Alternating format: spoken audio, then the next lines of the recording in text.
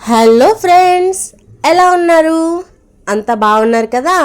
ఈరోజు కూడా ఒక వెరైటీ రెసిపీతో మీ వెరైటీ కిట్ వచ్చేసింది. ఫ్రెండ్స్, రొయ్య పొట్టు తెలుసా మీకు? రొయ్య పొట్టు కారం ఉంటుందండి.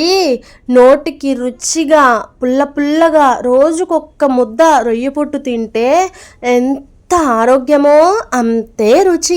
మరి ఎలా చేద్దామో చూద్దామా ఫ్రెండ్స్? ఇది రొయ్య పొట్టు. ఇది మార్కెట్లో మనకి లూజ్గా అమ్ముతారు. చిన్న చిన్ని రొయ్యలు అన్నమాట. ఎంతో బాగుంటాయి. ఆ తర్వాత ఇవి మనం క్లీన్ చేసి పెట్టుకోవాలి. అంటే చెత్తా చెదారం ఏమీ లేకుండా.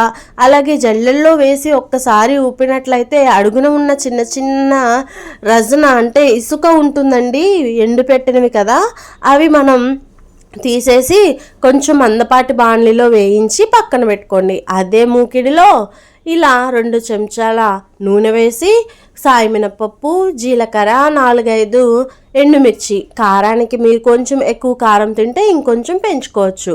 2-3 స్పూన్ల నువ్వులు వేసినట్లయితే మంచి బైండింగ్ అవుతుంది, చాలా బాగుంటుంది. నువ్వులు కూడా ఆరోగ్యానికి మంచివని తెలుసు కదా, రుచి కూడా అదిరిపోతుంది. సో ఒక గుప్పెడు వెల్లుల్లి రెబ్బలు వేయండి.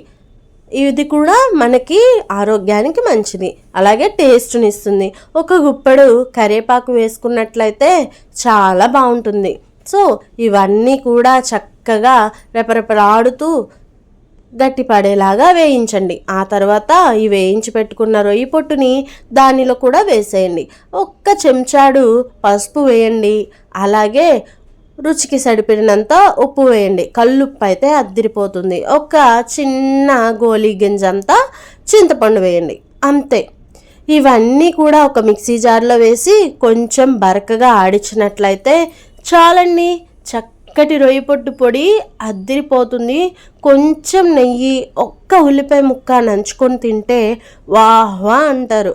సో ఇది మనకి పొడి పొడిలాడుతూ రావాలంటే నూనెను అవాయిడ్ చేసి చక్కగా వేయించి చేసుకుంటే పొడి పొడిగా కూడా ఉంటుంది. Thank you friends.